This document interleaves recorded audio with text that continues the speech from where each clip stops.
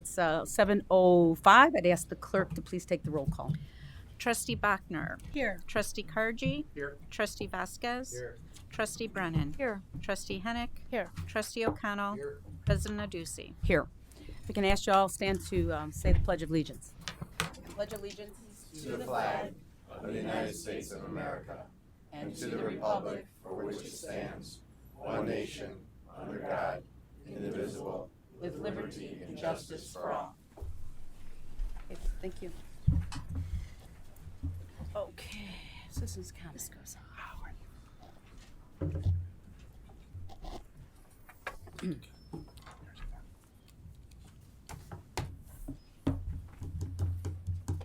Okay, thank you. Okay, okay, since this is a short meeting, why don't we have all of our speakers speak now. John, you're up first up. You got a new idea. We're all ears. Okay, that's what I want to hear. Okay. First of all, I'm John Dzuriak, and I haven't been around for a while, but I'm here. And I'm a new face as well as I'm seeing new faces on the board. But thank you for all you do for us as a community. I know it takes a lot of time and effort, and you never get enough praise and appreciation. But those are people out here. There are people out here that notice it and appreciate what you're doing. The idea that I've got, recently I was over at the Westmont Library, and they have a Rotary Club Westmont Community Calendar for every year. Okay, and I learned that, and I can. So it's the free handout that they have at the library, and that's where I got it. And I was looking through it, and I thought I would share this information with you. I know that you folks sometimes are interested in what other villages are doing or how you go about doing certain things. And let me just go to my notes here. The Rotary Club puts out a calendar with the Westmont. It's a Westmont community calendar. The Rotary Club also is involved with for 2020, and I learned that seniors that live in Westmont, age 65 and older, and that live in a owner-occupied single-family residence, may receive a 25% discount off their garbage portion of their water bill. And I thought, gee, maybe that's an idea I could pass on to you folks. I know that you recently used some, I think, women's club money to help fund this new snow removal project that, if you qualify, the village will help, offset some of the cost of snow removal at certain residents. So I thought, well, maybe that's another way you guys could help, support the seniors in a subtle way. I know you often compare services and fees with surrounding communities, especially when you are looking into raising the parking fees for on-street services and things like that. So I thought, well, maybe, this might be something that you might be able to, it states senior citizen discount. Seniors age 65 and older who live in an owner-occupied single-family residence in Westmont may receive a 25% discount off the garbage portion of their water bill. For more information, contact Westmont Business Office 630-981-6220. So that's just maybe an idea you guys might be able to help support the seniors in the community in some way, or if they qualify, or whatever kind of regulations you might put on it. And then I wanted to ask you also to reinforce the regulation that we have, that contractors can't use snow blowers from 1 a.m. to 5 a.m. in our village. And I hear occasionally on where I live that they are doing that. So, and if you post it online, No, at all. Period. they can't use snow blowers, but they can use snow plows. Yes. Or shovel. I was the one responsible for making you guys realize that years ago. But I would, and if you notify these vendors, I would suggest do it in multiple languages, because they're not all English-speaking contractors. So I would try to make them aware of that regulation that's supposed to be on our books. Thank you. Yeah, great. Thanks, John. You might want to say we do give. Right. Yeah. For vehicle stickers, I believe Rosie was, or maybe Kiki. Yeah, Kiki. There's a discount for senior vehicle stickers? Okay. Yeah, but there is one. But there is one. But John, you bring up a good point. Well, it's obviously a cost, but if there's a need, yeah. No, thank you. Appreciate it. Okay, Chris Hilco, thank you.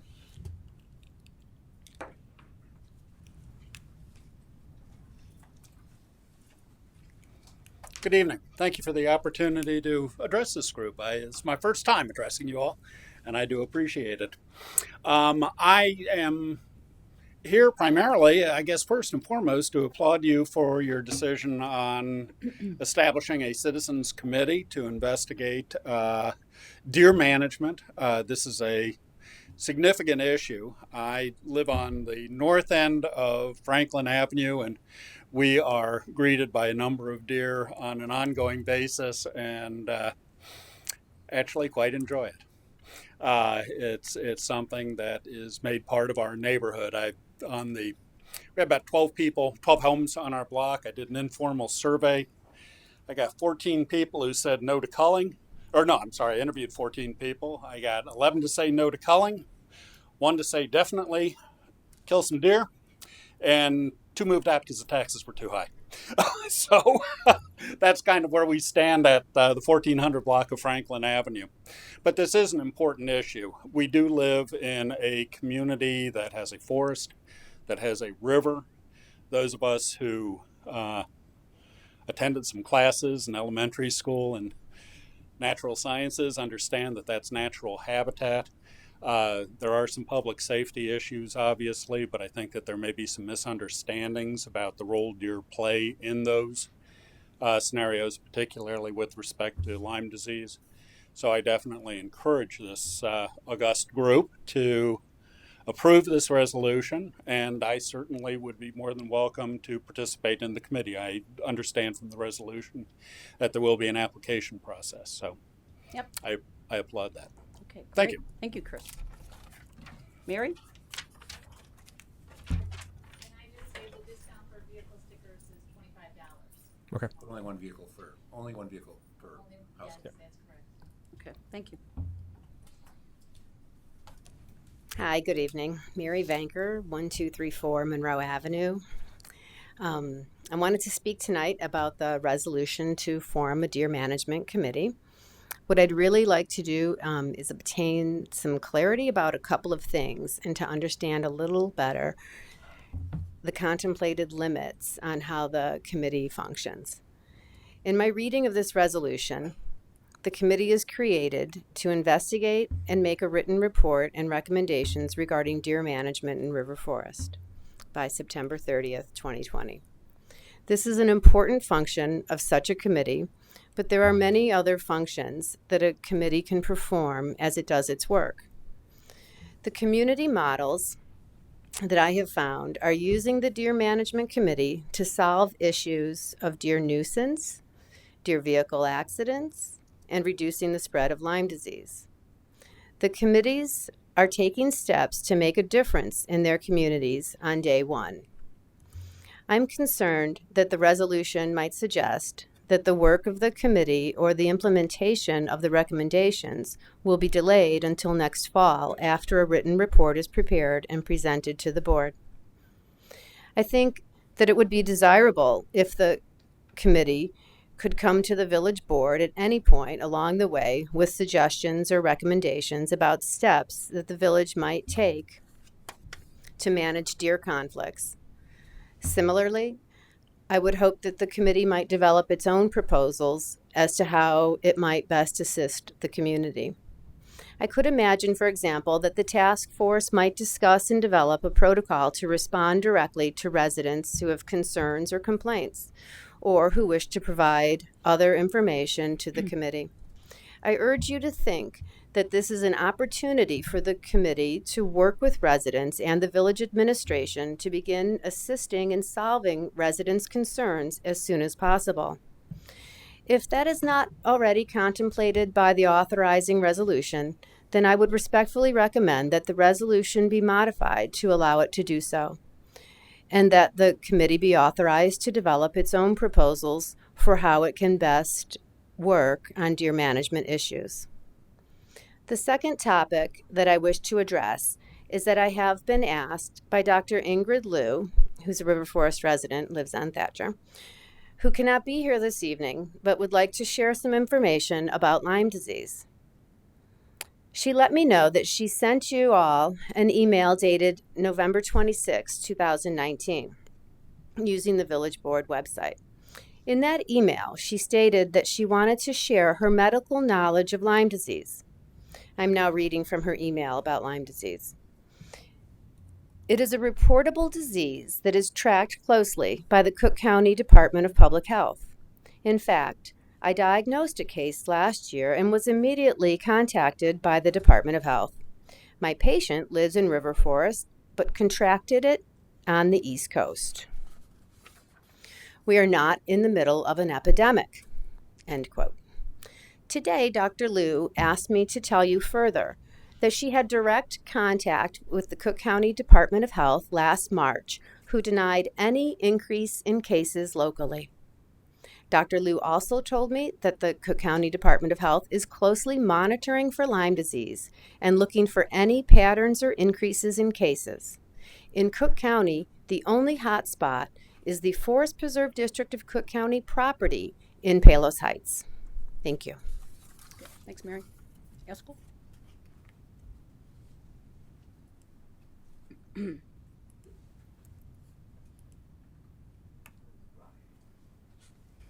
Oh, you're bringing your Hello.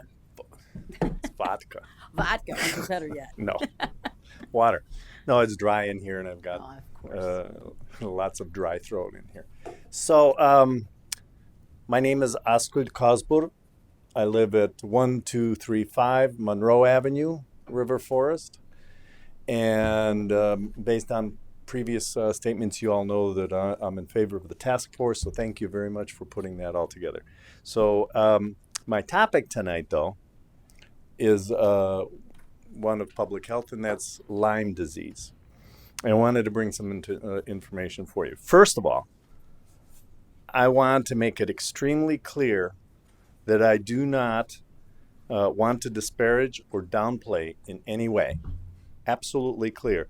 Any village residents who have been affected by Lyme disease, either by even being infected themselves or having family members with the disease. If left undiagnosed and untreated, Lyme disease can cause serious health problems. My wife and I have a child with a serious chronic illness, so we fully understand how devastating it is to live with that. Now, the January 22nd, 2020 issue of the Wednesday Journal included an article suggesting that we may have an epidemic in the village. But I do not believe that there is any substantiated basis for such a claim. I recognize fully that the Wednesday Journal article is not based upon statements from village officials. At the same time, however, I think it would be very concerning that if in the future the village administration were to exaggerate the risk to village residents by suggesting that we have an extraordinary tick infestation or a grave risk of contracting Lyme disease in the village. There should be a well-documented and vetted basis for any such claims made by our public officials. In the future, if you as public officials were to make and rely on similar statements without first working with and getting accurate, vetted information from the Public Health Department, CDC, and other agencies responsible for collecting and disseminating actual data, not anecdotal, it would be a dangerous disservice to residents and would set the village of River Forest up for a regrettable loss of respect and reputation in the public domain. It should be the job of the public officials to disseminate only very well supported and vetted information regarding anything that may be a possible health emergency. If you review in detail the CDC website, Cook County and Illinois are not high incidence areas of Lyme disease compared to other areas of the U.S. It supports what Dr. Liu had mentioned earlier. The website itself, the CDC website, is a tremendous source of useful information, including a yearly breakdown of disease cases by each county in the U.S., including Cook County. You can find it very easily by yearly incidences. I urge you to consult this resource and conduct an in-depth study of this information.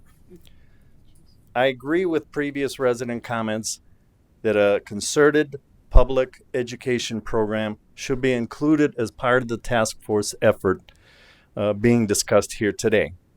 This public education program should enlighten, but not frighten, residents about Lyme disease, its transmissions, its symptoms, its treatments, prevention, and other factors, and to help ensure that the information provided to the community or reported in our local press is accurate and well supported to ensure that misinformation is not spread. As I said earlier, Lyme disease can be a very serious matter. We all know that. However, as public officials, you should not exaggerate the danger of Lyme disease in River Forest by stating that we somehow are an epicenter or that we have an epidemic without first getting full, accurate, vetted information. After seriously gathering this information, the village administration can put together a public education program for village residents. And then, until then, it should avoid exaggerated statements that cause more panic than is necessary. River Forest residents are intelligent. We all deserve to receive truthful, accurate, vetted information from our public officials. Thank you, and have a good evening, and hopefully this won't be as long as last time. Okay, thank you, Haskell. All right, that concludes our public comment.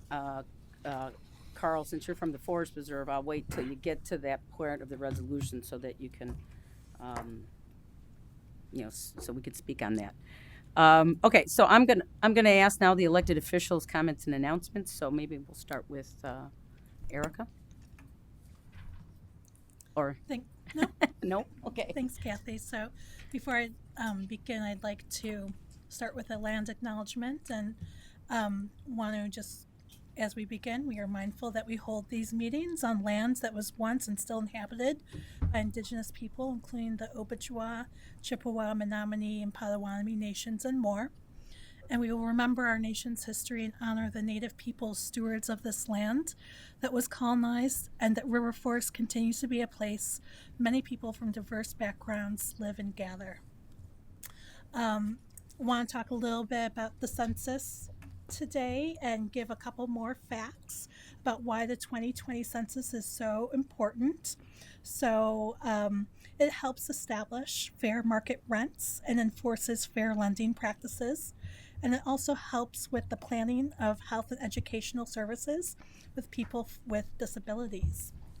I do also want to remind the public, and I think I've seen people pretty good, but when talking about people with disabilities and their older and senior residents and people who come through the village, that everybody shoveling their sidewalks and keeping that well maintained is so important for people to have access to the roadways, and especially important for those who live on the corners, to go all the way to the end. Eric, you might be able to give a little bit more insight on this, but sometimes I think we forget about those sidewalks and like right there, and is that the responsibility of the resident, and just making sure that we're doing that for our neighbors? The answer is yes. And I know Lisa, through our code enforcement process, sorry about that. Lisa, in the code enforcement function of the village, sent out reminders, tags, warnings to residents who were not keeping up with their sidewalks.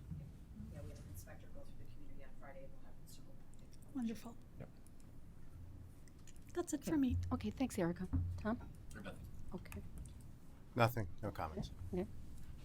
Nothing for me. Just one quick update that I just heard from John Anderson at Public Works, that we've closed our Holiday Lights recycling program. So save any more cords and lights that you have for the recycling extravaganza, hopefully in May. And then we'll be looking for a report on how much we deflected from the landfill from Strom. It's actually Elgin Recycling. eligible recycling. Yep. Thanks. A couple things. First, I want to say good evening to everyone here. In regards to snow, and I don't necessarily need specific numbers now, but have we had residents participate in the snow removal? Yes. The senior. The So senior, yes, correct. yes, Yeah. Mhm. yeah. Do we have a number? We can get you And that. if not, I was just About 15. about 15. Okay, so that's been going well. Okay, good. The other thing I wanted to say is, actually, Trustee Brennan and I both attended the Plan Commission meeting last week regarding the affordable housing plan. And I know John is in the process of incorporating some of the suggestions from commissioners. I think folks had some really good questions. It seemed clear that there's perhaps some question on where we're going, to what extent this looks like for our community in terms of affordable housing plan, just based on the questions that seemed clear. And so, like I said, John is going back and making some changes, and I know they will be meeting again, not on their regular scheduled date, but I understand another date is being scheduled. So then my question for our board then would be, as far as next steps, so once the Plan Commission is able to meet again and make a recommendation to the village board, will we have time prior to a night that we're voting to accept the plan? Will we have a meeting for us to be able to discuss the plan and to hear from residents to be able to weigh in on the plan, and then plan to have a subsequent meeting after that to actually vote to accept the plan? Well, I mean, it's certainly up to all of you. I mean, what we typically do is we take input from the Plan Commission, which is the public hearing, which is where the residents meet and discuss. And then, of course, we get the recommendation. But if you as a group say we need another meeting to listen to maybe John Housio, I don't know, or the Plan Commission, or other residents, I mean, we can certainly do that. There's, no set way, but typically that's how it moves through. No, everything like a zoning issue, or it moves from, Development Review Board, or from a zoning, from plan, and then to us. But if you feel like you need another, we Well, can I just certainly do mean, I that. think it would be helpful once the plan has been updated and available to the public, for people to be able, so I imagine there's a everything's lot of available folks to who the haven't had a chance to, especially now that changes are being made, so people have a chance to review it, hear us have a conversation about it. But everything's available to the public, Do you right? know what the comprehensive, do we have 2 meetings for the comprehensive plan? We did. Initially, I don't know that we were going to, and I actually made the recommendation that we have a meeting to I mean, we normally, talk about it and then vote on it in a meeting after that. I'm fine with that, but we normally do digest these things in one meeting. I mean, we can listen to the comments of the audience and then incorporate that into our discussion. But if you want to have 2 meetings, that's fine with me. Yeah, so Well, what the I just majority- think it allows for people to really be able to reflect on what people say and think about potential changes or things that they would like to see incorporated before. How do you do that all on the same night? I just think it makes for a much better evaluation and reflection to ensure that we're getting it right for what we want. I think certain things like this kind of beg that little extra effort than perhaps some other items, in my opinion. So people are in agreement with that? It's up again, I'll leave it up to the consensus of the board. I mean, we can pick and choose which ones we want, like this versus others. I mean, I don't know if it's prudent to do it for every item, because we'll never get through these items. I think for the affordable housing Yeah. plan, I wouldn't mind that. I'm in favor of that. I attended that meeting as well, and there was a lot of good discussion and ideas that were fresh for me I hadn't heard before that I think merit some time to absorb and discuss. It's an important issue. It's absolutely important. Yeah. I think that's one of So- the reasons it goes to the plan. But yeah, I have no issues. I mean, I'm up for 2 meetings. okay, that's what we'll do, unless anybody else has objection. I would just suggest that if, I'm not sure if John was planning to attend, if not, if we're gonna hear from other residents, maybe John should be there to do his presentation. Well, we're not so- even to that point yet, because the Oh, plan okay. commission still has to. There's, Oh, I'm just still talking whenever that is. in their Okay. when it happens. When it happens. public hearing. Yeah, I when mean, it's when happening, it and we don't know, frankly. So I guess I don't have an issue with it. But is it something that's done in a during a village board meeting, or would it be a workshop type of? I mean, what's the? Well, we what's the could have a most- committee of what's the whole. The I guess most we could the have a most committee of prudent the way whole to do meeting this? and go through the first. Yeah, I'd you know, recommend a committee of the whole, just so we can kind of go through it all, Yeah. and get a complete That's fine. understanding from the plan commission and how's the old and so Yeah, and then we can move it to the then board. we can move to the board from Yeah, there. that's a good idea, Bob. All right. Yeah, no problem. Okie dokie. Okay, Patty. That's it. Yep, thank you. Bob? Yeah, no. Yeah, nothing. Okay. Well, I have one thing, and on Friday, Bob and I met with the Forest Preserve, which we'll get into when we get to the deer management piece. So, but which was scheduled several weeks ago. So we'll talk more about that. But that's the only meeting I had in the last 2 weeks. Okay, so we'll go ahead and move on to the consent agenda. If I can have a motion and a second to move 5A through D. Move to approve the consent agenda, items A through D. Second. Okay, very good. Any comment? Quick comment? Hearing none, I'll ask the village clerk to read it and then take the vote. Consent Agenda A, regular village board meeting minutes, January 13th, 2020.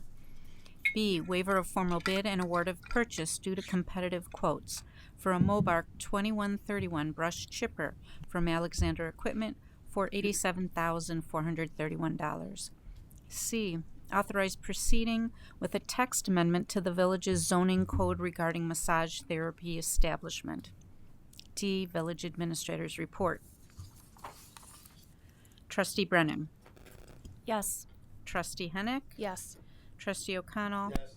Trustee Bachner. Yes. Trustee Kargi. Yes. Trustee Vasquez. Yes. Motion passed. Okay. All right, so there's no consented items for separate consideration. Thank you, Russ. And then we have going on to recommendations of boards, commissions, and committees. Okay. I move to approve an ordinance amending section 9-3-12 of the village code to install a no parking zone of 20 feet on both sides of the Central Avenue driveway for the Great House condominium complex located on 407 to 415 Franklin Avenue. Okay. Where's Jeff?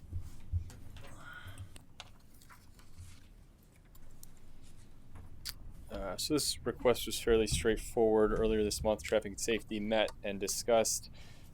Essentially, the condo association anecdotally was just, they said they were having issues exiting the parking lot. Central Avenue, so this is at the northeast corner of Franklin and Central. Their driveway exits onto Central. On-street parking is allowed on the north side of Central in that area. And the issue seems to be that vehicles park very close to their driveway apron, so line of sight coming out of there is substantially minimized. So they were just looking for essentially a bigger buffer on either side so that they had a better line of sight when they were exiting, and that was essentially it. So it's a loss of 2 parking spots on each side, with 1 parking spot on each side. If that, in total, there was, I think the one side already had kind of 8 feet, so depending on how it all shakes out. The picture, it looked like they're both 8 feet on both sides right now. I think one was like 8 and one was 10 or something like that. Yeah, so it might only be 1 overall when all is said and done, to be honest with you, but not a substantial loss in either case. No. One thing that I should bring up that I think will circle back when the commuter parking study comes for discussion. One of the items one of the potential solutions that was brought up was the potential to switch the parking to the south side of Central in that area. It's a little more akin to what we do over on Hawthorne on the other side of the tracks, and would allow for, you don't have to have gaps in parking at the driveways, because obviously there are no driveways on that side. So they discussed that. Traffic and Safety Commission didn't seem to have a lot of issue with that. And it was mentioned to the consultant who's doing the traffic study or the commuter parking study for us. But staff discussed it as well, and there was some concern from an emergency vehicle response element. We have a lot of vehicles heading east down Central, and currently that's a straight shot. You don't have to swerve around vehicles because as you head east, there are no obstructions. If we switch parking over, that becomes a little bit different. So that was the only concern that was brought up. But we thought that prudent to kind of wrap that in with the entirety of the commuter parking study. Maybe there's a need for more parking that kind of leans a little bit harder into swapping it over there so we can gain some more parking back. But if there is no shortage of parking in that vicinity, maybe it's not worth it. So it just, like I said, seemed prudent to wait until we have a little more information on that end and kind of wrap it into a larger conversation before we bring it back to you folks. So in other words, right now, a car heading westbound can go into the parking lane to make room for the fire truck. Is that? To be honest with you, not really, because most of the time those parking spots are all filled. Yes, I guess that was sort of what I was thinking of. The emergency being, as the vehicles are exiting Village Hall, if they had to have to head east, they don't have to swerve around anything as they head east on an emergency call. As they're coming back westbound. No, I'm talking about, so two cars, the fire truck coming east, a regular car coming west. Right now, they're still swerving. I mean, so what do you do? Fair. Yeah, I mean, it's tight when there are two vehicles coming down there. It's tight to begin with. Certainly, if we had a fire truck heading down that one, I don't know, Chief I don't know that we ever have really trucks heading down Central. I imagine we're using Lake more than anything. No, I think that's more for the police department than Sure. it is for us. But it wasn't even so much two vehicles with a parked car. It was just police vehicles heading east, having to, at each intersection, kind of swerving back around a line of parked vehicles on the south curb line, if you will, as they're heading out to an emergency.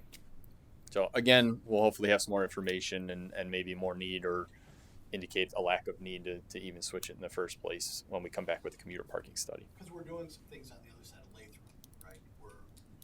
We have some dedicated parking spaces to the office building that's next door to here that they quote unquote can use. Are you talking on the east side of Lathrop? Yeah, the east side of Lathrop. So that's all business parking on the south side of Central. But again, all the parking's on the south side of Central up until you get to, I think, William or somewhere in that area. But yeah, that's business parking that's very infrequently utilized, at least kind of just closer to Lathrop. There's hardly anybody in those spots. Obviously, we're losing resident parking along here. We go from 8 and 10 to 19 and 27. So what are the, So that 19 and 27 isn't what we're going to. Just as point of clarification, that was the example that the requester used. That's the building at Ashland and Central. And he was just using that as an example of we'd like to get something closer to that because they're 8 and 10 currently. So yes, again, we are going to lose one spot, maybe two. I believe that's currently unrestricted or 2 hours, something. It's not resident-only parking or anything like that. But there will be some small loss of parking in doing this. Anything else? Okay. Any further questions or comments? Hearing none. Go ahead, Kathleen, if you could take the vote. Trustee Hennick? Yes. Trustee O'Connell? Yes. Trustee Bachner? Yes. Trustee Kargi? Yes. Trustee Vasquez? Yes. Trustee Brennan? Yes. Okay. Motion passed. Okay, thanks, Jeff. Okay, very good. Okay, let's move on to unfinished business. So we got an item 8A. If I can get a motion and a second for 8A, and then we can go ahead and bring up Carl. I'll move that we approve a resolution establishing a deer management ad hoc committee to investigate and provide a written report and recommendations to the president and board of trustees of the Village of River Forest regarding deer management. Second. Okay, very good. If I can ask Carl, if you wouldn't mind coming up.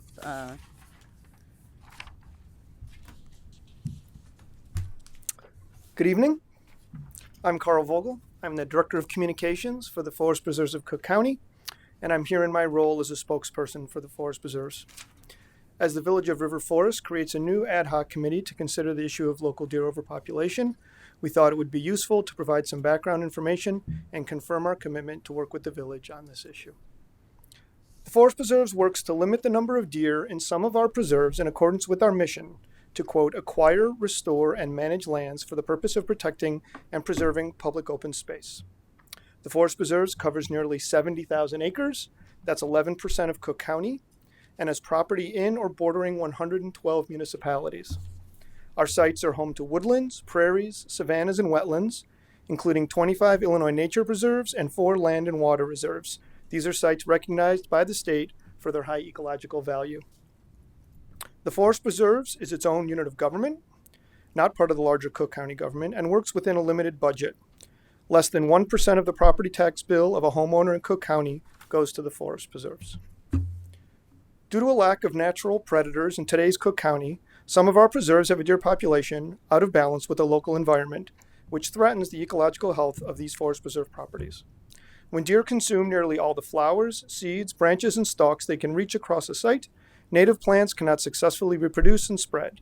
Loss of native vegetation also aids the spread of invasive plants because the deer find them unpalatable and harms insects, birds, and other wildlife that depend on these native plants. Overpopulation harms deer as well. When the deer population exceeds the environment's ability to sustain it, the animals are more vulnerable to disease and malnourishment.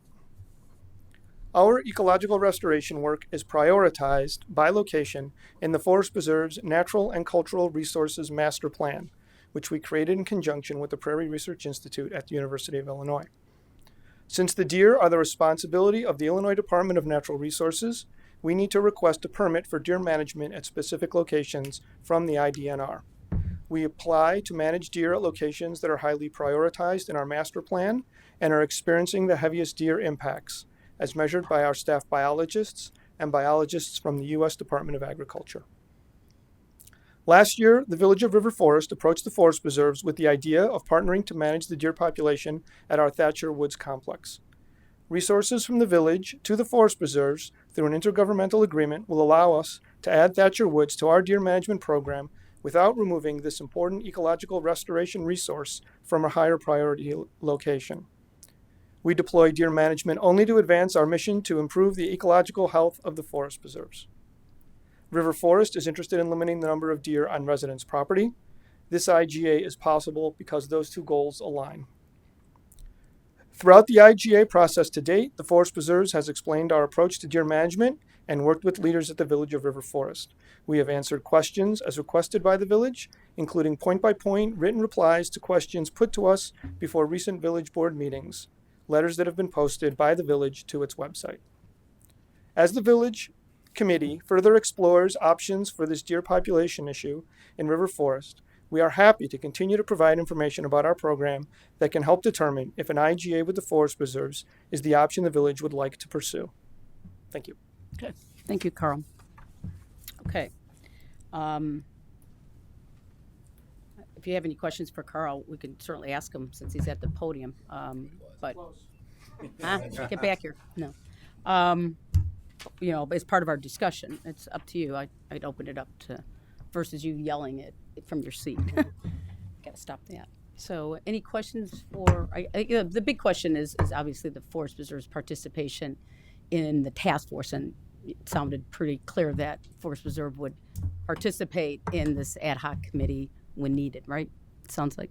Yes, we're absolutely answer questions as needed. And provide information as needed. That's right. Okay. Yes. Any other questions that you might have? Okay. All right. Okay. Thank you, Carl. Thank you, Madam President. All right. So we're going to go ahead and let's look, I guess, at the resolution. Yeah, we have a motion. You and Katie Bob gonna give a update on the meeting on Friday? Oh yeah, all we did is meet with Superintendent Randall and Commissioner Silvestri, and I know you guys talked to Tim, so I'd like an update on that too. And what we talked about was just kind of what I think Carl just talked about is information that they normally get to provide the permit, kind of what that process is. And I think they went through that, pretty much what Carl just said. So a couple interesting things. So first of all, the Forest Preserve does not own the deer. The state of Illinois owns the deer. So we have, pardon me? Something I did not know. So I learned this too.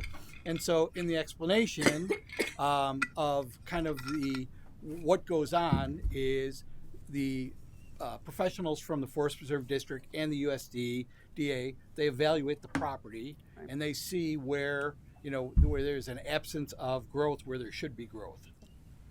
They also acknowledge that when there isn't that it's going out into other places. Where it goes, they don't know. Just obviously some of us, have an understanding of that. But I think they just kind of went through their deer management program again from a priority standpoint. Until we brought it to light, we weren't a priority. As he said, there's 11% of the county is forest preserve. There's larger areas with larger populations, and the management programs, correct me if I'm wrong, have been going on for years in other places. Yeah. And that's where the information that right, and was so the information that when people have asked questions of the Forest Preserve District, they're taking it from information on things that they've done in other parts of the county. Yeah. Now there was, apparently there is some information, and I don't know what kind of information. So we're asking that of John McCabe. They must have some information on Thatcher Woods because they do work in Thatcher Woods. So. That's one of the questions. I think I sent it to all you, the village board. That's a question we're still, trying to get answered by Superintendent Randall, and I think he's aware of that. So we'll see what comes back in terms of the information that they do have on Thatcher Woods. So I guess I do have a question for Carl in terms of your long-term comprehensive plan, and even in the letter that we received, let's see.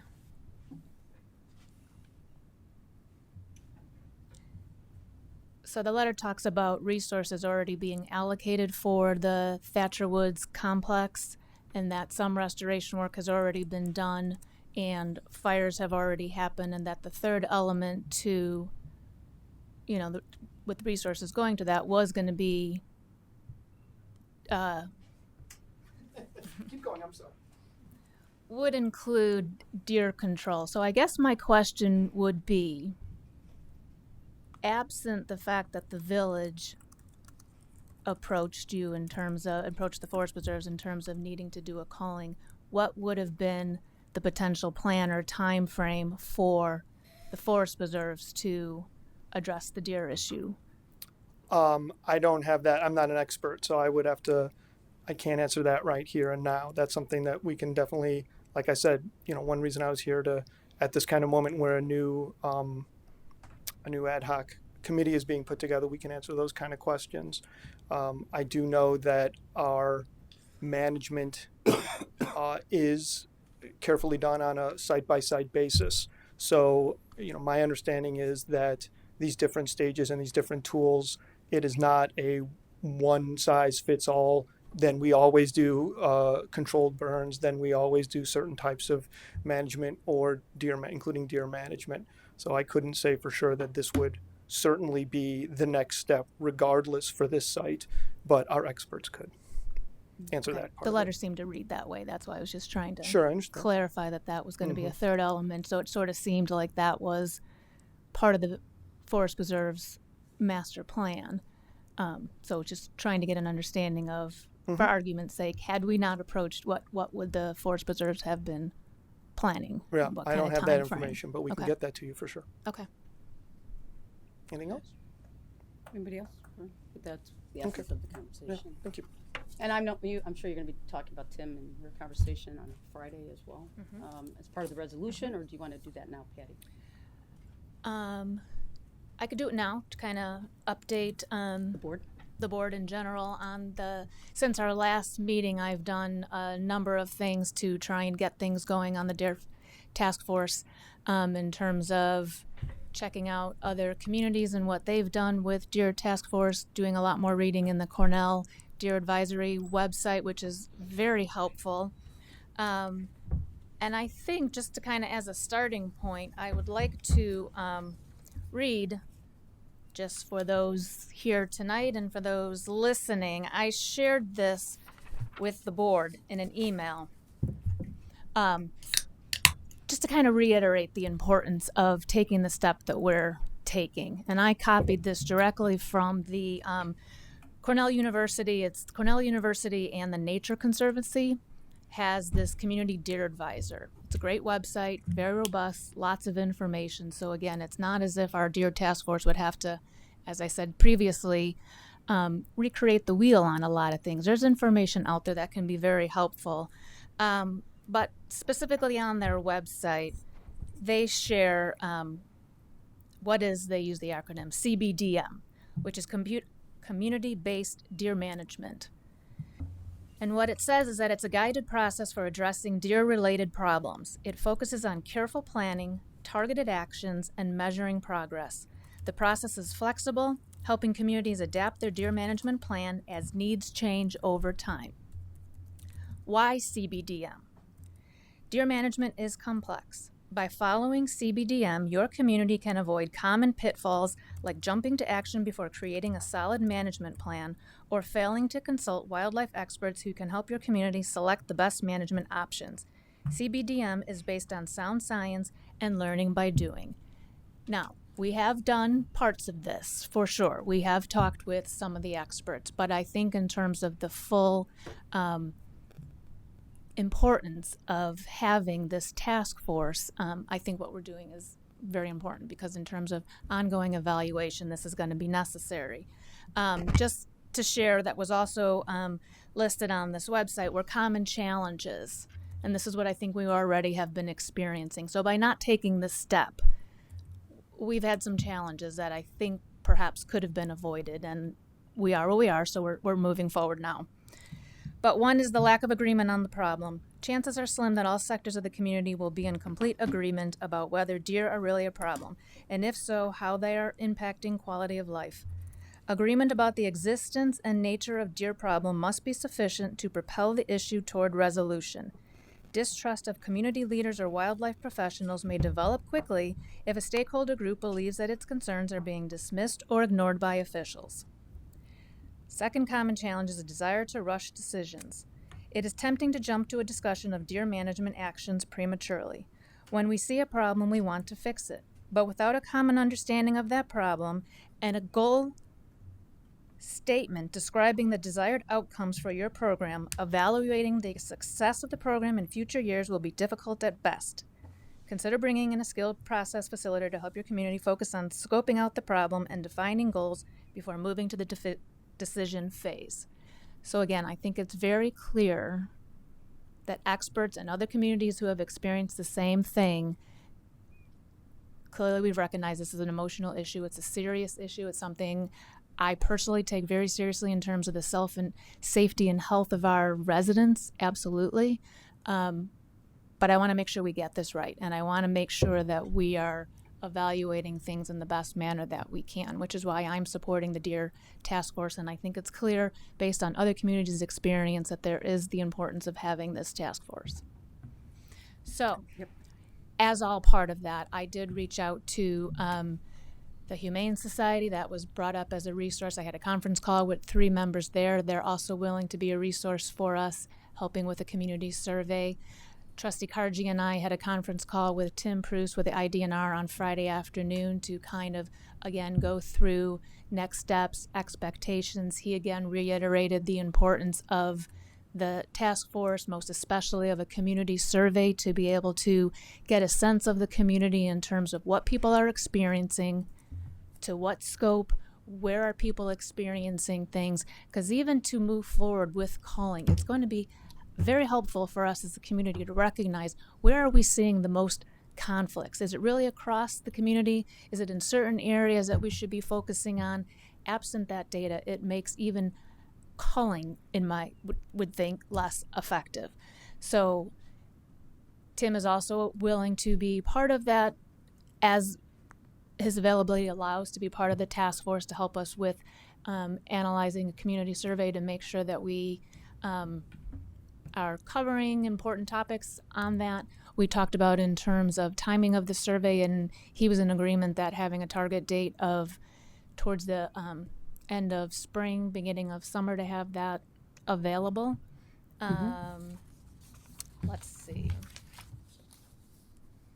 So in terms of timeline now, just general timeline moving forward, as Trustee Karji and I had discussed, would be obviously approving our resolution tonight, approving an application that we can get online as quickly as possible. I have talked with John Pape, and he is said it was fine. He has no problem with putting that application and getting it available this week, that we can have available via social media for the next week. Having it available in the e-newsletter that goes out on the 7th. Trustee Karji and I discussed a deadline in terms of when to have applications back. I don't know, we can discuss as we go along once we do the resolution, but in terms of reviewing the applications and timeframes of that, but then formalizing the task force the end of February. Having our first year task force meeting on Wednesday, the 25th, possibly. Probably the applicants would have to come before the 24th, so because I'll submit the names and you'll have to consent. Yeah, I think. Right. So Right. No, we talked otherwise, about that. then We we're talked into about having the March. deadline for the application on the 18th. Okay. So that we can, and John and I have already discussed what that will look like in terms of getting things back in a timely manner, so we Okay. have time to review those and have the task force. Review what? Review the applications from potential task force members. Well, I'm gonna, okay, but But that you have time yeah, to right, review them got it. before Okay. the Agreed. 24th. Agreed. Having the meeting date set so when people are Right. applying, they know that Wednesday would be the first date for the task force to meet. Yes. And then the number one critical piece would be creating that survey, so that's ready to go out towards Right. the end of spring, summer. So you envision then that survey being kind of put together in the March, April timeframe? Yes. Okay. It's up to you guys. We can put that into the resolution. We can keep it out. I mean,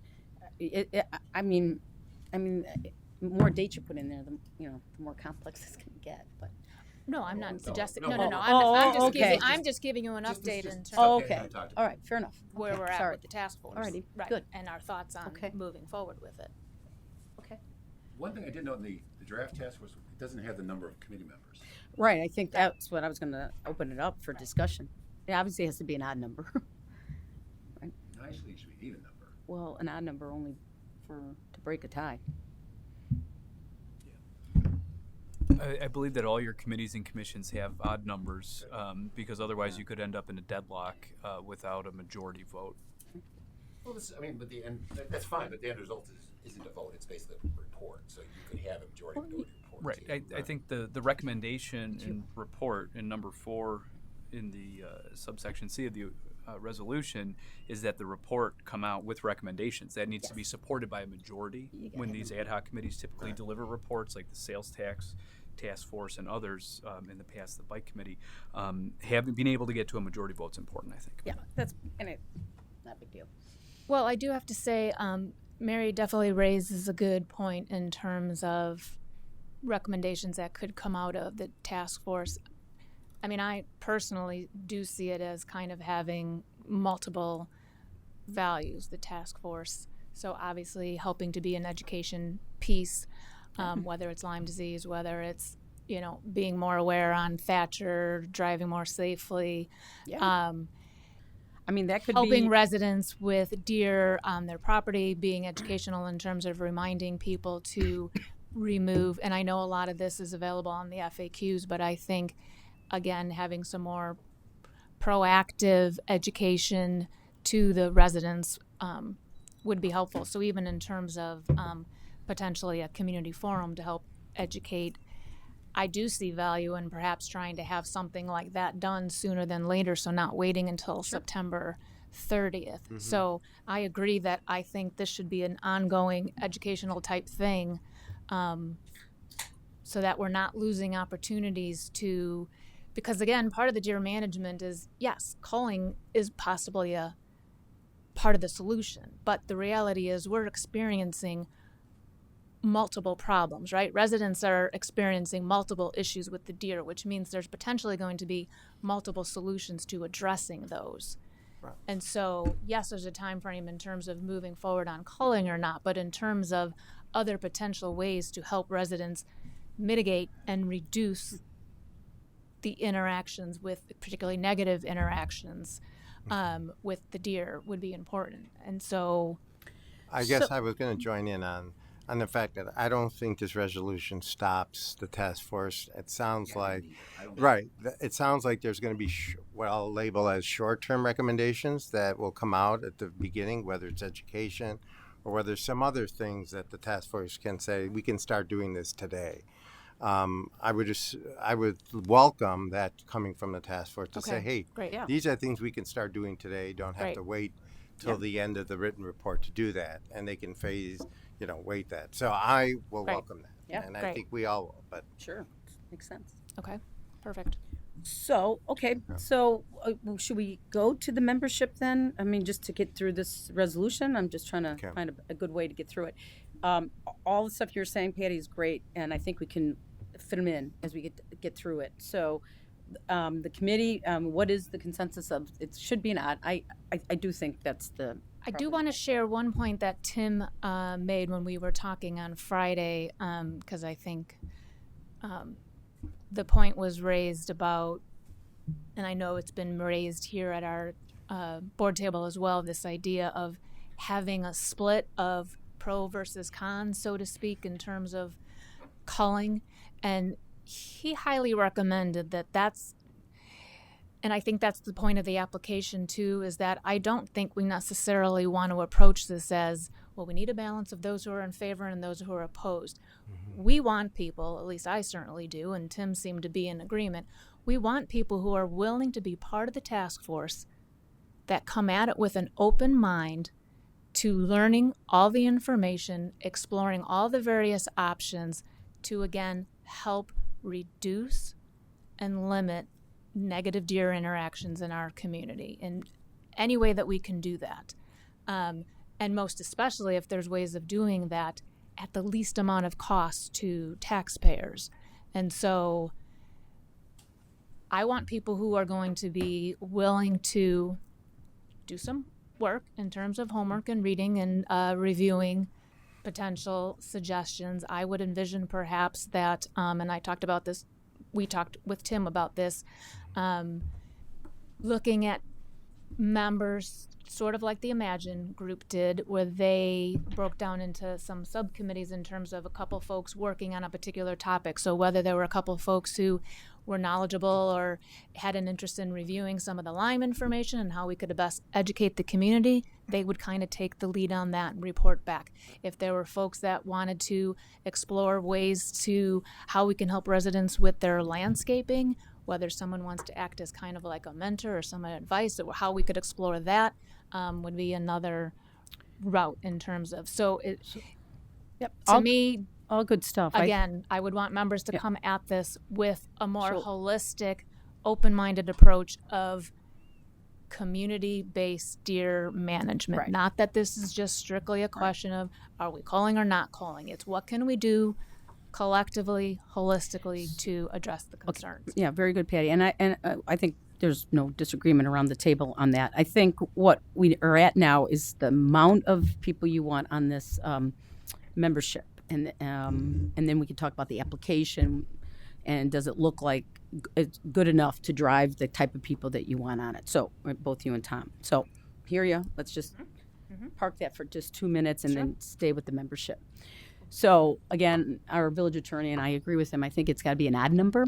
So what number should we pick? 7, 11, 9? Do you have a sense of what other communities have done? I asked him that, and it really kind of varies. I think in terms of if we want to be able to help lessen in terms of if we want to look at some of these other routes, it seems having a bit more than less would be helpful. I get having too many can be challenging at a meeting. So I don't know. I would say 9 or 11 personally. I don't know that we necessarily need to go. Tom? Any? Okay, go ahead. I was thinking 11. Yeah. And then then the 2 member 13 co's, total. that would be 13 total. So that seems Okay, like that's- yeah, that sounds like that's- a lucky, yeah. that sounds like a lucky number. Yeah, let's do that. It is one of my Nope. lucky numbers. Okay. We'll probably get that many applications. I'm I not know. concerned about that. But do you want to say not more than 13 members just in case? Oh, that's a good idea. There, for it Yeah. to be an odd number and not more, or do you want In to? case we have less. Yeah. Wait, shall not be more. Less than 11 applicants. So if you have a Say lot, that again. yeah. then. So I got the more. I didn't get the less. so not So it necessarily can't- more, but like if you want 11 people on the committee, Right. plus you guys, so you would say not more than 11 people. Right. So if you don't get as, if you don't I get see 11 what you're saying. applications, It'll take down then the. you it- then, but also it being Gotcha. odd because Yeah. you want an odd number. Yeah, so the resolution would provide, if the consensus of the board is for 13 members total, to say 13, and then the resolution in section A says members shall include 2 members of the board of trustees. Okay. So of the But not 13, more than 11 residents. that's right. So then the remainder, Yeah. of, Right. of 11 would be appointed. Well, all the members would be appointed by the village president with the advice and consent of the trustees, except that 2 of the 13 would Okay, have so to be. what if, and again, I'm just going to throw it out. I mean, what if you get 5? Is that Well, that's, gonna, I think, what Eric I know what she's saying, but is that representative of the community? 5? Then I think at that point, I think we have to Reach out to perhaps more reach people. out to people to, right, exactly. Okay. I mean, I'll be honest, I have no sense in terms of Okay. what sort of I don't- response we're going to get. I have talked to a number of residents who have, Mrs. Chairman. Yeah. they're all working for you. She's hiring people without our approval. Just quite kidding. I've heard from a Go number ahead. of residents who Get are my approval. willing and interested in being part of the task force. Yes. Okay. Broader than that, I don't know. So, Okay, if you're, then just. which I'm is just- really, that was my question, why I asked John in terms of, we were talking this afternoon in terms of monitoring the responses, because say after a week, we have 30 people and I still want others to feel that they can apply if they would like to apply, but you're not necessarily going to need to have to push that as much if we have a big response. If after a week or so we only have 5 people interested, then I think we have to do a more proactive outreach to try and engage people to be a part of it. Right.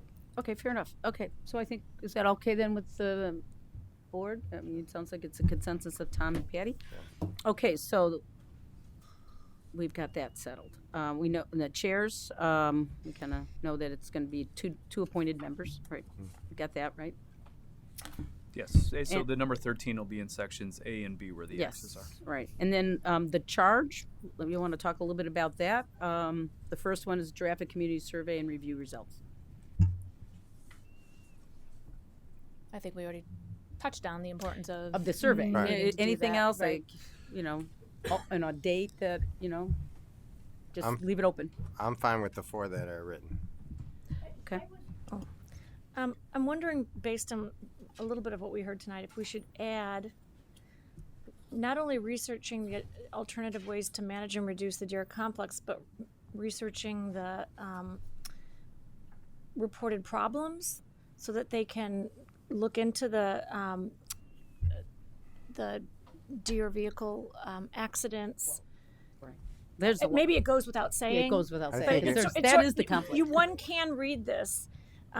Number 2, to just say that they're only researching ways. They're only researching solutions. But I think to research the solutions, they actually have to research the problems. Well, Yeah, and I I agree. guess And from that's my part of the opinion, survey. I would say it incorporates that, and I'm Okay. saying that for the Okay, if record. everyone's clear all on of that, then I'm that's fine part of too. it. Yeah, Okay. I mean, Because it should include data, right? yes. Yeah. So maybe we would just make recommendations based on no research. Yeah. No, right. I would mean, hope Remember, not. we don't do that. Yeah.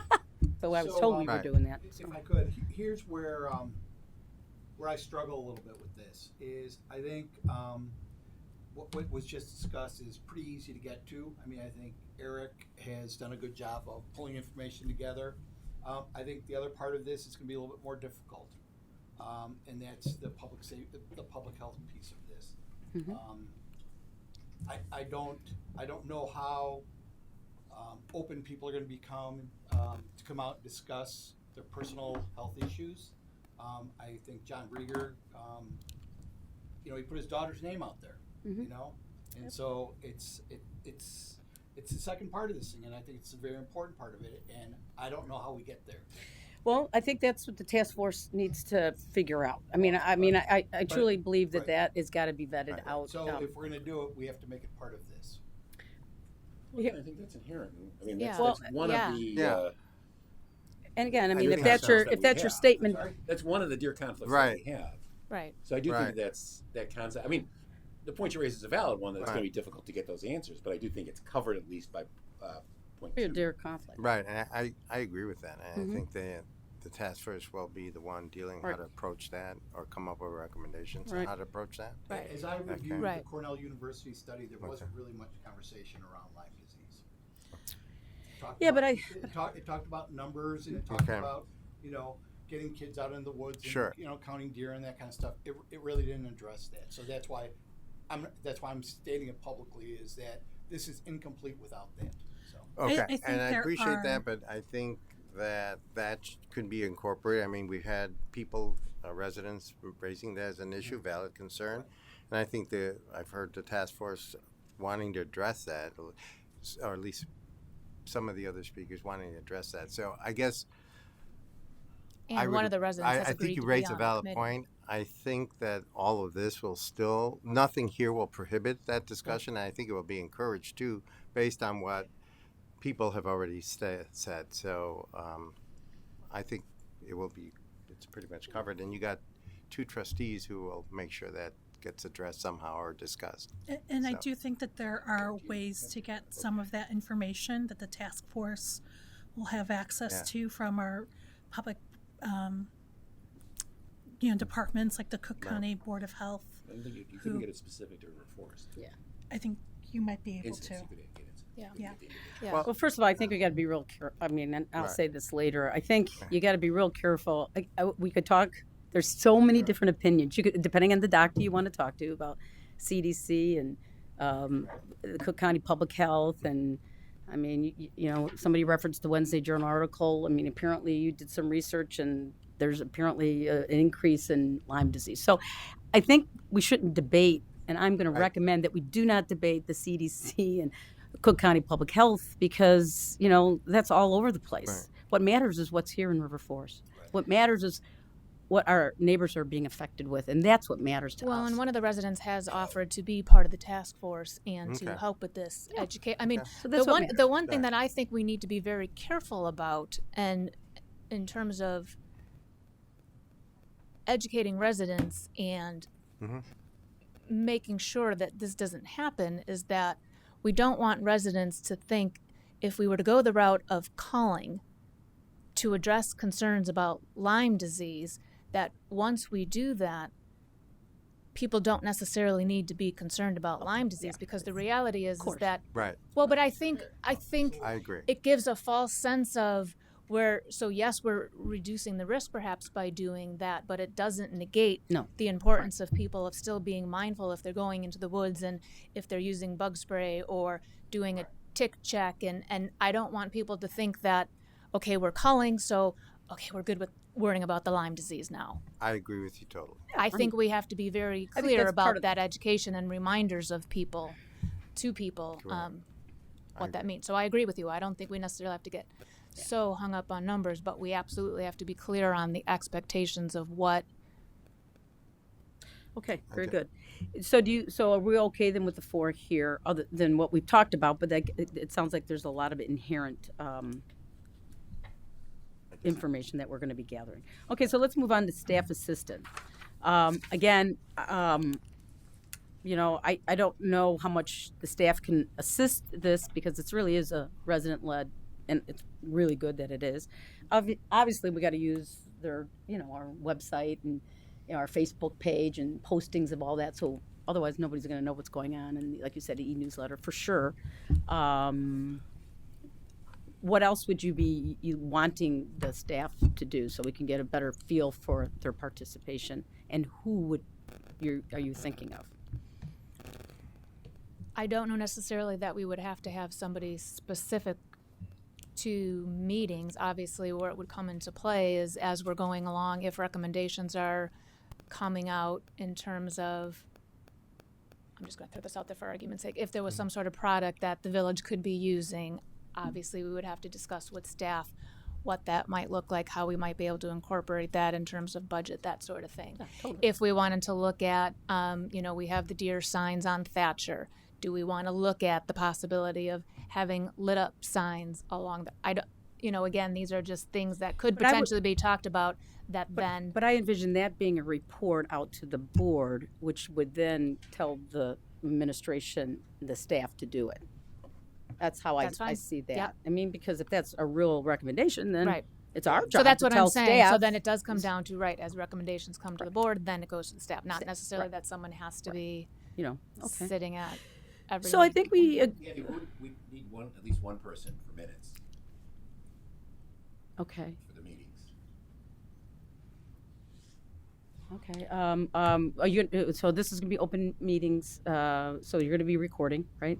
And YouTubing it and live, okay. Well, the person that's be present is just, I mean, Yeah, yeah. I don't type All well right. enough to do the Well, I think, you mentioned possibly Sarah, okay. Yeah, that seems reasonable. And Okay. can I ask this, since the word open meetings was mentioned, is this going to be, I guess this committee is going to be, right, open to the public, so I guess, so even if it is limited to 11 plus the two of you, there's still an opportunity for people, the residents, to come in and provide comments to the committee, so it's not just going to be the 13 of you, of the group. It's going to be anybody else who's interested in the subject matter as the topic comes around. So that kind of goes back to it. It's a great point. So does that go back to, do you almost have to schedule these things out? Yeah. So Yes. Oh, yeah. Yeah. Open meetings that you have. Open meetings, so you have to put the agenda out. I think Yeah. early on, it just talked about, when they'd meet. And I don't know, they've talked about, Future meetings we haven't planned yet. No. It would be, Right. once we constitute the But they would committee, have then to we be would figure that noticed. out. so that would be kind of one of the first things. Correct. Right. They would set their own meeting Same for the agendas. same requirement Our of other meetings. meetings. set. So, okay, so I think, having Correct. Sarah there, I'm just Right. choosing you, Sarah, Or but so you can stay somebody home else, and but just type it up later. there to do minutes. Okay, and then we've got a report, so item F. We all agreed, I think, last meeting that a final report would come out on September 30th. I know there's been recommendations, I think we agree that there might be interim reports, which is completely, it should be there anyway, Right. interim reports, so if you want to,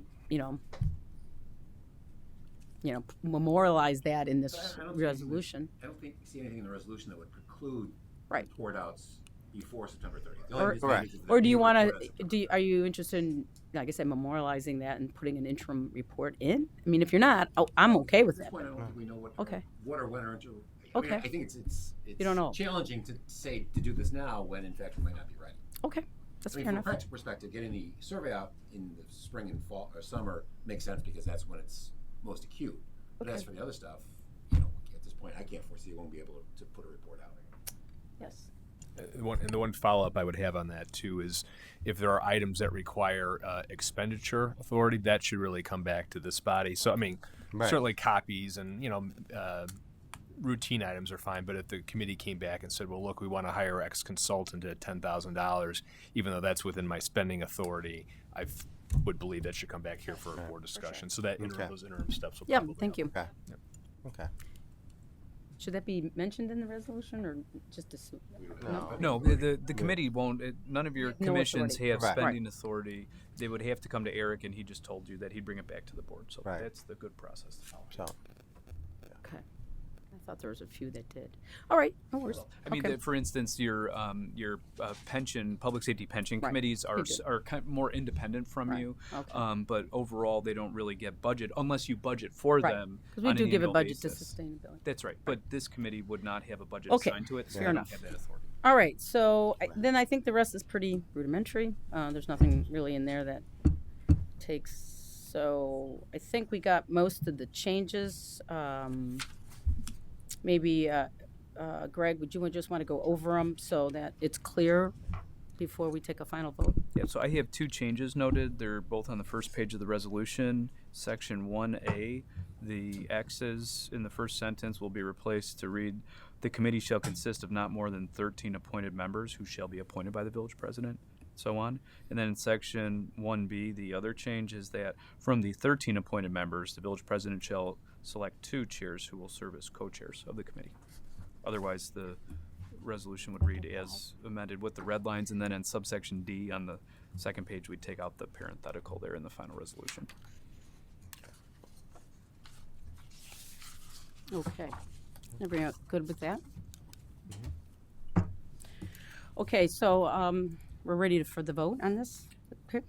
So before we vote, I just wanted to just say a couple of things because I think we've had a a long winding road to get here. But I personally, because I'm not going to vote, so I'm not going to be. Hopefully it goes unanimous. But before we vote, I want to say that I'm definitely 110% behind the Deer Management Task Force. Always has been. I think this will help us build an education and outreach program so that our residents can learn how to coexist with deer in our community. I don't think anybody really ever said we were going to eradicate deer, and that we didn't love deer. We absolutely love deer, and we all know where we live in terms of by the river and by the forest, and that's why we're here.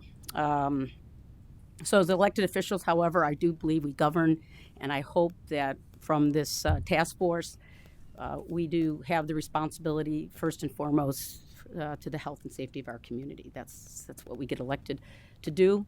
We certainly get elected to do other things, but that should, I believe, is our purpose and role. So certainly one way to address the health and safety of our community is through better education and outreach programs. So I believe the task force will accomplish that. And tonight we will vote on the Deer Management Task Force, which I believe and I hope will be a unanimous decision and a vote. I also urge the board to consider other actions along the way that will help improve the health and safety of our community. I believe our local neighbors and residents, John and Gigi, when they talk about their issues with Lyme disease and their families, I acknowledge with what my neighbor Eskel had said, that nobody should hype up Lyme disease for the sole sake of hyping it up. And I don't believe any one of us along this table has ever hyped up that issue. It has been our residents who have come to us and have spoken to us.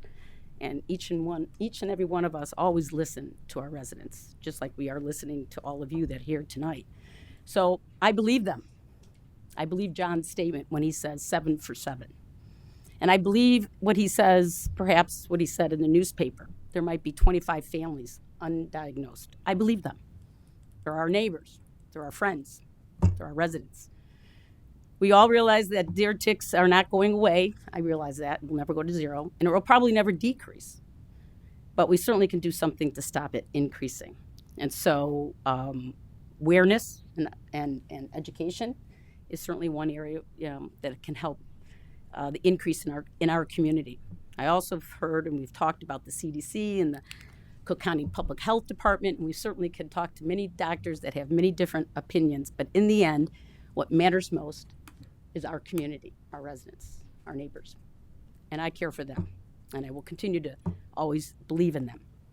I also believe our local call and police center data, report data, that I hope and sounds like you will use as you look at your task force, as you begin your task force.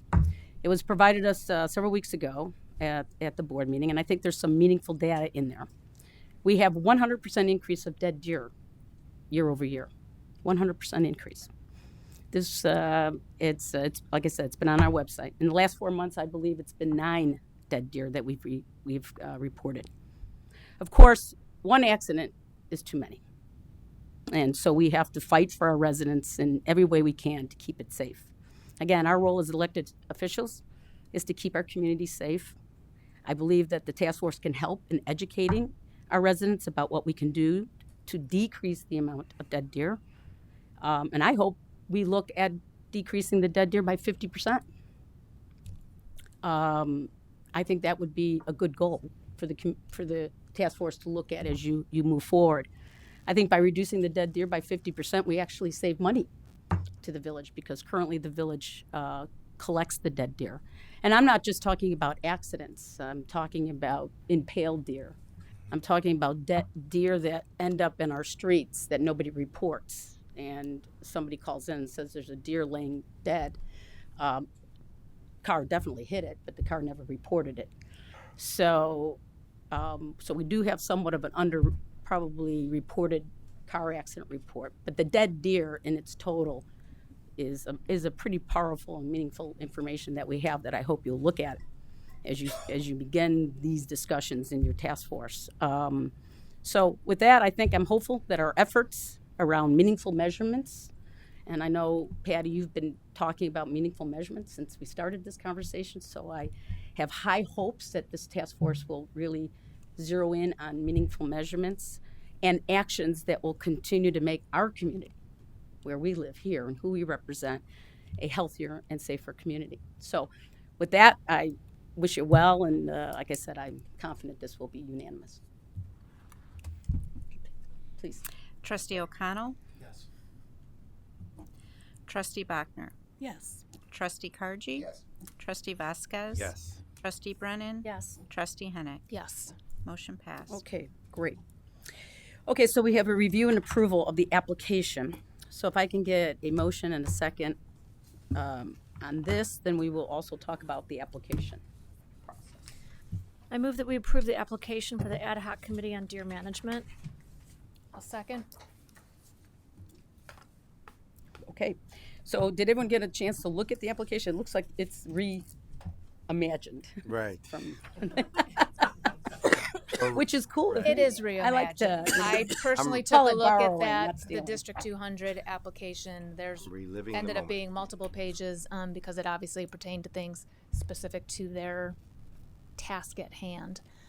So I eliminated questions that I didn't think were relevant.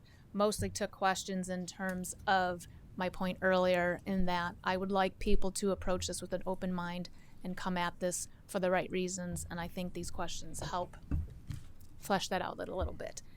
If anybody has any suggestions of something they would suggest differently or something they would omit than from what's on here. Otherwise, I thought this. I have just a couple of suggestions. I don't know if it has to be on the application itself or instructions for it, but obviously like to give the information about when it's going to be due, things like that. Also lists here mailing address. And so I think what we want to make sure is maybe like your residential address, because we want to make sure that to these word are it differently. just That's a good point. River Forest people. Yeah, I mean, Yeah. if your That's a good mailing, No, it's if a your good mailing point. address is It's in a good River point. Forest, but you live somewhere else, are you going to be allowed The to home address, not mailing you it. know? We're forced resident. I just. Yeah, so Right. maybe your residential But you address. don't live if here. it- Right. Right. Right. I agree. No, that's a good suggestion. Suggestion. Very Um, good. And then question number 5, I'm not sure, I mean, Yeah, there might be a that's what I wrote. specific reason why you want that question there. If you do, I would take away or reword somehow own a home. I think everybody, wherever somebody lives, is their home. Right. So do you mean a single family house or? And again, this was copy and pasted, Yeah, so yeah, we can change Patty, any. I meant to mention that to you. I think we just take this out because as long as they live in River Forest, it really doesn't matter.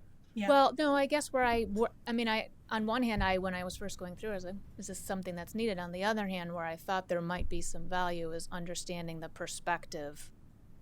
You know what I mean? Somebody who lives in a house, so whether they own it or not, it's irrelevant.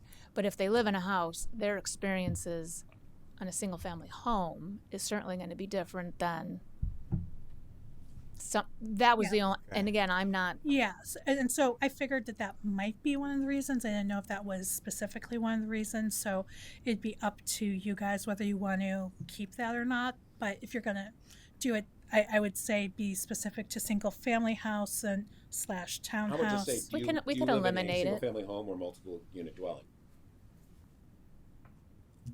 Because yeah, That's that's a- a right, valid point. right. Because why is it important that someone owns versus rents? Right. No, I get. So, sure.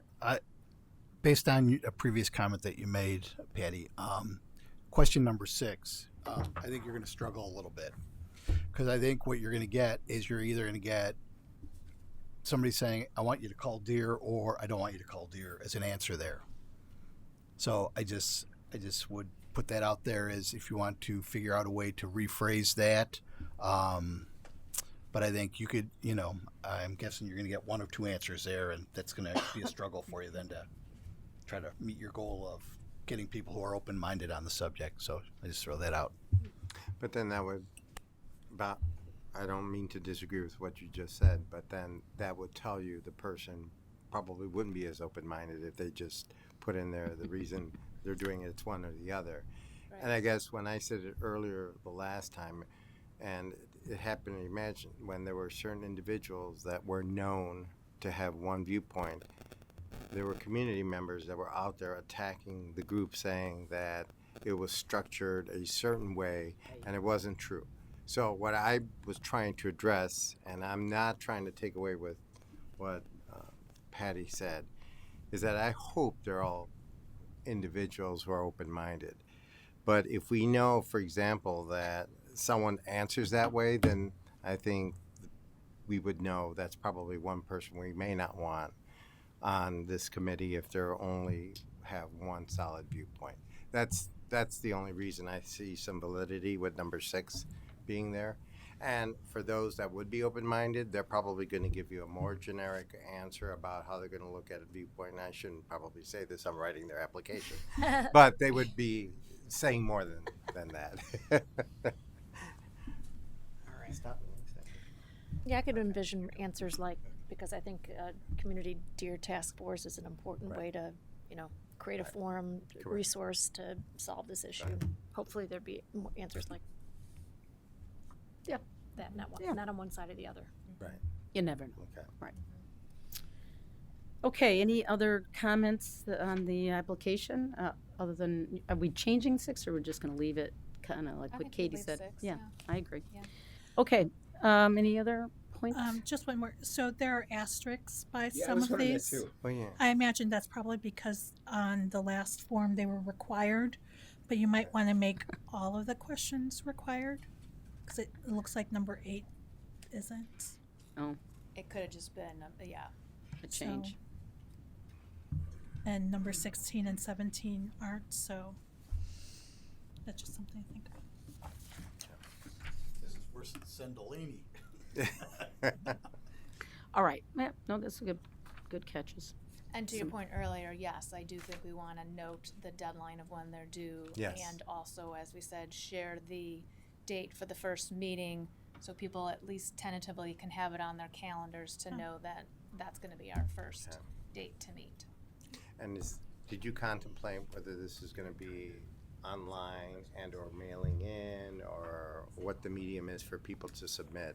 We were assuming online because SurveyMonkey seems to be the easiest in terms of getting information back. Okay.